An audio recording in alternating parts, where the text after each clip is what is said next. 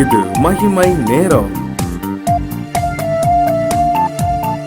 கர்த்தரும் இரட்சகருமாகிய இயேசு கிறிஸ்துவின் இடைநேற்ற நாமத்தினாலே மகிமை ஜீவநேயர்களை வாழ்த்துகிறேன். பிரியமான பிள்ளைகள் கர்த்தரால் வரும் சுதந்திரம், கற்பத்தின் கனி அவரால் கிடைக்கும் பலன். நம்முடைய பிள்ளைகளை, நம்முடைய சந்ததியை எப்படி உருவாக்க வேண்டும், கர்த்தர் நமக்கு என்ன ஆலோசனையை தருகிறார் பெற்றவர்களுக்கு என்பதை குறித்து நாம் தியானித்து வருகிறோம். பிள்ளைகளை கர்த்தரை அறிகிற அறிவிலே வளர்க்க வேண்டும். பிள்ளைகளுக்கு கர்த்தருக்கு பயப்படுகிற பயத்தை போதித்து வளர்க்க வேண்டும். பிள்ளைகளுக்காக ஜெபிக்க வேண்டும் என்பதை குறித்து தியானித்தோம். பிள்ளைகளை சிட்சித்து வளர்க்க வேண்டும் என்பதை குறித்து தியானித்தோம். இந்த நாளிலும் பிள்ளைகளுக்கு நல்ல ஈவுகளை நாம் கொடுக்க வேண்டும். வேதத்தில் என்ன சொல்லப்பட்டிருக்கிறது? பிள்ளைகளுக்கு நல்ல ஈவுகளை பெற்றவர்கள் நீங்க கொடுக்க வேண்டும் என்று. மத்தேயு 7:11 ஆண்டவர் சொல்லுகிறாரு, பொல்லாதவர்களாகிய நீங்கள் உங்களுடைய பிள்ளைகளுக்கு நல்ல ஈவை கொடுக்க அறிந்திருக்கும் போது பரலோகத்தில் இருக்கிற உங்கள் பிதா தம்மிடத்தில் வேண்டிக் கொள்ளுகிறவர்களுக்கு நன்மையானதை கொடுப்பது அதிக நிச்சயம் அல்லவா? நாம் பிள்ளைகளுக்கு நாம் எப்படி கொடுக்கிறோம், அல்லது உலகத்தின் தகப்பன்மார் தன்னுடைய பிள்ளைகளுக்கு எப்படி இறங்குகிறோம், நல்ல ஈவுகளை கொடுக்கிறோம், அப்படியே நீங்க கொடுக்கும் பொழுது பரமபிதா அதற்கும் மேலாக உங்களுக்கு கொடுப்பார் என்று நம்முடைய செய்கைகளை குறித்தே ஆண்டவர் சொல்லுகிறார். நீங்கள் உங்களுடைய பிள்ளைகளுக்கு நல்ல ஈவுகளை கொடுக்க அறிஞ்சிருக்கீங்க. எல்லா பெற்றாரும் தன்னுடைய பிள்ளைகளுக்கு நன்மையானதை செய்யணும் அப்படின்னு தான் நினைப்பாங்க. அது நல்லதுதான். ஆண்டவர் அதான் சொல்றாரு, உங்களுடைய பிள்ளைகளுக்கு நீங்க நல்ல ஈவுகளை கொடுங்க. இப்போ நம்ம பார்க்கும் பொழுது காலேபினுடைய குமாரத்தி அவள் திருமணமாய் அக்சால் செல்லும் பொழுது தன் தகப்பனிடத்துல இறங்கி கேட்கிறாள். அவன் அவருக்கு எல்லா ஆஸ்திகளையும் கொடுத்திருக்கிறார். ஆனாலும் அவன் கேட்கிறான், ஆண்டவர் தகப்பனே, நீர் எனக்கு கொடுத்தது வறண்ட நிலமா இருக்கிறது, நீர்ப்பாய்ச்சலான நிலத்தை எனக்கு தாரும் என்று கேட்ட உடனே அந்த தகப்பன் தம் மகளுக்கு என்ன செய்யறான்னா, நீர்ப்பாய்ச்சலான அந்த வடக்கேயும் தெற்கேயும் மேற்கிலையும் கீழ்ப்புறத்திலும் நீர்ப்பாய்ச்சலான நிலங்களை கொடுத்தார் என்று நாம் பார்க்கிறோம். பிரியமானவர்களே, நம்முடைய பிள்ளைகளுக்கு, நம்முடைய சந்ததிக்கு நல்ல ஈவுகளை நாம் கொடுக்க வேண்டும். அதே போல அந்த பிள்ளைகளிடத்தில் இரக்கம் காண்பிக்கிறவர்களாக நாம் காணப்பட வேண்டும். நாம் ஏற்கனவே பார்த்தது போல ஏதோ ஒரு சுய நலத்திற்காகவோ அல்லது சுய கௌரவத்திற்காகவோ பிள்ளைகளின் மேல் இரக்கம் இல்லாமல் நடக்கிற தகப்பன்மார், தாய்மார்களை நாம் இன்றைக்கு நாம் பார்க்க முடியும். காரணமே இருக்காது. ஏதோ ஒரு காரணத்திற்காக அந்த பிள்ளைகளின் மேல் ஒரு வெறுப்பையும் ஒரு பகையையும் காட்டுவதை நாம் பார்க்க முடியும். அப்படி நாம் காட்டும்போது பிள்ளைகளை கர்த்தருக்கேற்ற ஆசீர்வாதமான பிள்ளைகளாய், ஆசீர்வதிக்கப்பட்ட சந்ததியாய் நாம் என்ன செய்ய முடியாது, உருவாக்க முடியாது. தாவீது சொல்றாரு, தகப்பன் தன் பிள்ளைகளுக்கு இறங்குறது போல கர்த்தர் தம்ம பயந்தவர்களுக்கு இறங்குறார். அப்போ தகப்பன் தன்னுடைய பிள்ளைகளுக்கு இறங்க வேண்டியது அவசியம். கர்த்தர் எப்படி அவருடைய பிள்ளைகளின் மேல் இரக்கமுள்ளவராக இருக்கிறாரோ அதே போல தகப்பன் தன் பிள்ளைகளுக்கு இறங்க வேண்டும். இரக்கமே இல்லாம நம்முடைய பிள்ளைகளை துன்பப்படுத்துவது கர்த்தருக்கு பிரியமில்லாத காரியம். அதே போல ஸ்திரீயானவள் தன்னுடைய கற்பத்தின் பிள்ளைகளுக்கு இறங்காமல் தன் பாலகனை மறப்பாளோ அப்படி சொல்றாரு. அப்போ ஸ்திரீயானவள் தன்னுடைய பிள்ளையை மறக்க கூடாது, தன் பிள்ளைகளின் மேல் இரக்கம் பாராட்ட வேண்டும் என்பது வேதத்திலிருந்து சொல்லப்பட்ட கட்டளை. அப்படியே தன்னுடைய பாலகனை மறந்தாலும் நான் உங்களை மறப்பதில்லை என்று சொல்கிறார். இன்றைக்கு எத்தனை தாய்மார்கள் பார்க்கிறோம், தன்னுடைய பிள்ளைகளை தன்னுடைய சுய ஆசைக்காக, தன்னுடைய சுய இச்சைக்காக அந்த பிள்ளைகளை பராமரிக்காமல் அந்த பிள்ளைகளை துக்கப்படுத்துகிறதை, துன்பப்படுத்துகிறதை, இரக்கமில்லாமல் நடந்து கொள்வதை நான் பார்க்கிறோம். அப்ப ஆண்டவர் சொன்னார், உன் பிள்ளைகளை நீ, ஸ்திரீயானவள் தன்னுடைய பிள்ளைகளை மறக்க கூடாது, தன் தகப்பன் தன்னுடைய பிள்ளைகளுக்கு இரக்கம் காண்பிக்க வேண்டும்.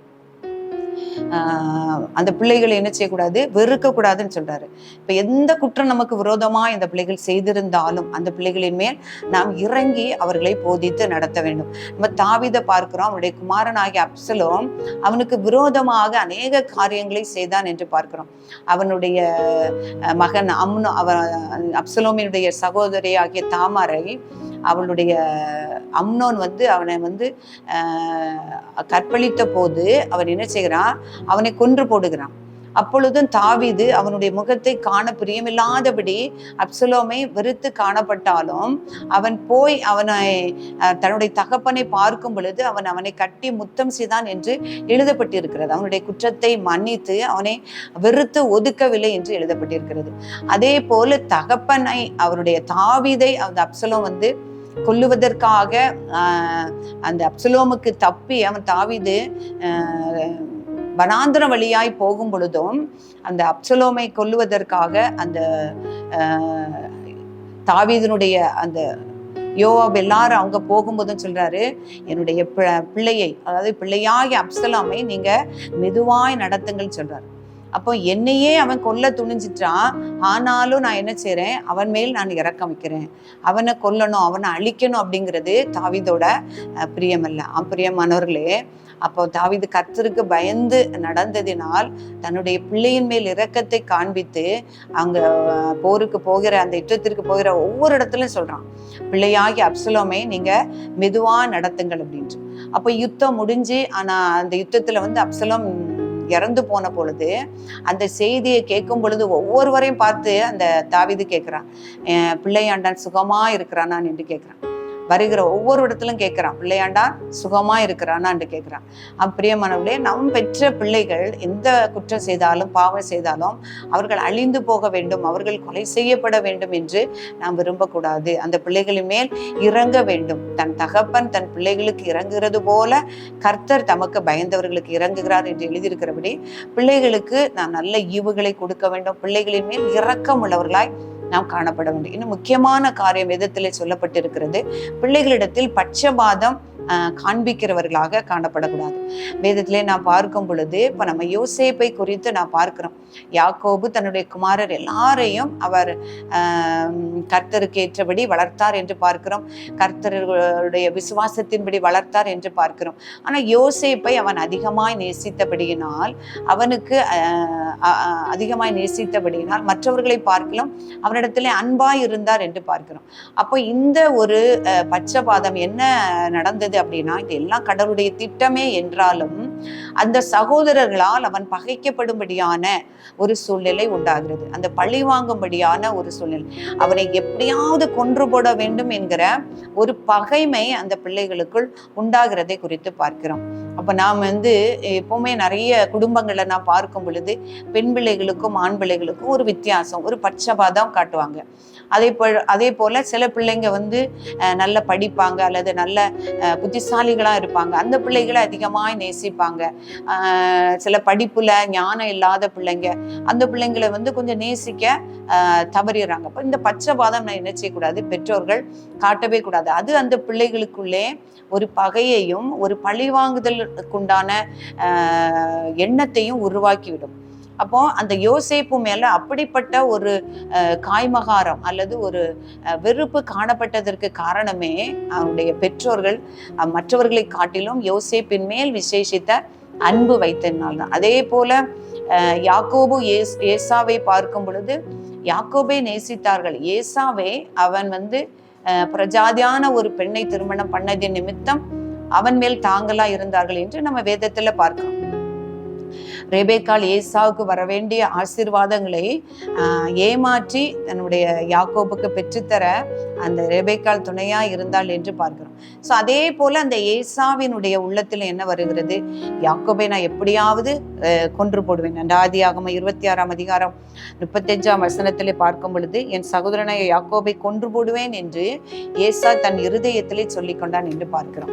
அப்போ நம்முடைய பிள்ளைகளுக்கு மத்தியிலே ஒரு பட்சபாதத்தை நம்ம என்ன செய்யக்கூடாது, நம்முடைய பெற்றோர்களாகிய நாம் உருவாக்க கூடாது. அது ஒரு பகையையும் ஒரு வெறுப்பையும் ஒரு பழிவாங்குதலையும் அதாவது பிள்ளைகளை கொன்று போட வேண்டும் என்கிற ஒரு எண்ணத்தையும் பிள்ளைகளுக்குள்ள உருவாக்கும்.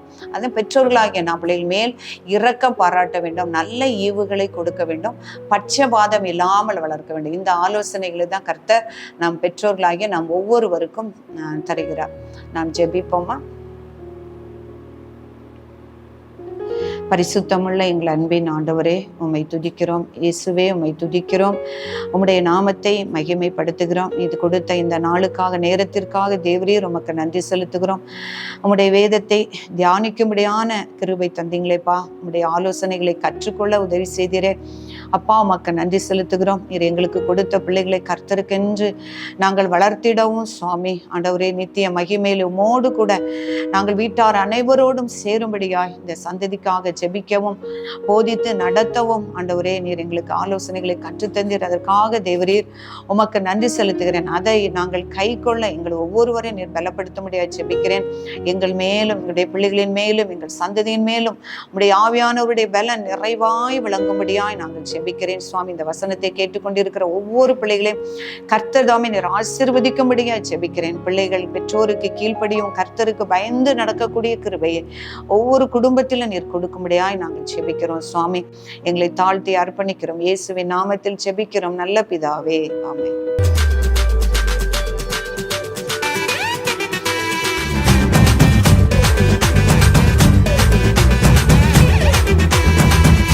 மகிமை